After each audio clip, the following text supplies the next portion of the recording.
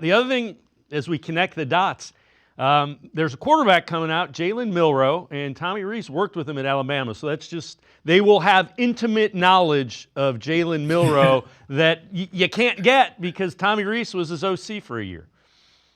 Yeah, I should mention as well that Tommy Rees was a former Browns ball boy, so he's got deep connections here in Cleveland. But yeah, and Milroe is a guy who's kind of, Dave, as everybody tries to figure out what the Browns should do at the quarterback position, and obviously it's been an ongoing thing. I don't have to tell everyone here for going on 30 years to find that franchise guy.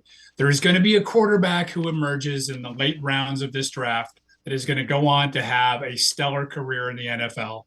And that's why I don't think at this point you can dismiss anyone. I mean, we've seen everybody from Tom Brady to Brock Purdy be taken very deep in the NFL draft and turn out to be competent quarterbacks. Obviously, Tom Brady, arguably the greatest of all time, and Brock Purdy, a young guy who's clearly established himself as potentially a guy that could have a great career in the NFL. He's had his issues of late, some injuries as well, but what have you. But to my point, though, is that there's going to be a quarterback that's taken the third, fourth, or fifth round that ends up being a starter for somebody. And I would think Jalen Milroe would kind of fall under that category. He's one of these kids that has just got all kinds of talent. And you wonder that, with working with a coach or several coaches in terms of player development, what he could become, because he's got all the physical intangibles. He's arguably the best athlete on the field every time Alabama took the field. So he's got some shortcomings in his game. There's times where I looked at him and he kind of reminded me of what Lamar Jackson was in Louisville, which is a